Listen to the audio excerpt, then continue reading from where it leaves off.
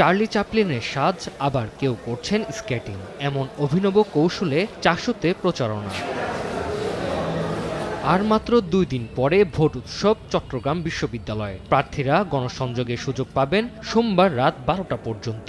তাই কোনো ভোটারদের কাছে যাওয়া বাদ পড়ল কিনা তা যাচাই করে নিচ্ছেন তারা। বিভিন্ন অনুষদ, হল থেকে শুরু করে আশেপাশের কটেজ এলাকাতেও পৌঁছে দিচ্ছেন লিফলেট ও ইশতেহার। সমান তালে সামাজিক যোগাযোগ মাধ্যমেও প্রচারণায় সরব থাকছেন। আমরা চেষ্টা করেছি সর্বোচ্চ পৌঁছানোর, যেই জায়গায় একজন শিক্ষার্থী আছে সেই জায়গায় আমরা যাওয়ার চেষ্টা করেছি। স্টেশনে যখন শাটল আসে তখন সবার কাছে পৌঁছানোর চেষ্টা করতেছি। এইভাবে আসলে অনাবাসিক আবুদের কাছে পৌঁছানোর চেষ্টায় আছি।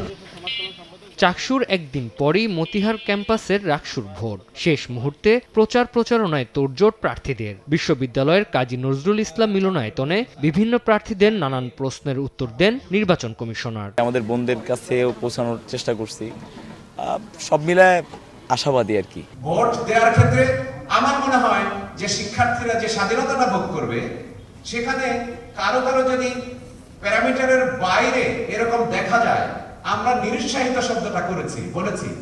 এটি আমার শিক্ষার্থীরা মনে হয় নিশ্চয়ই মেসেজটা বুঝবে।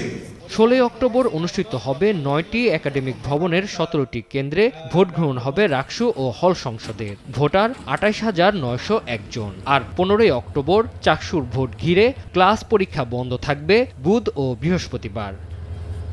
তানজিল হাসনাত, সময় সংবাদ।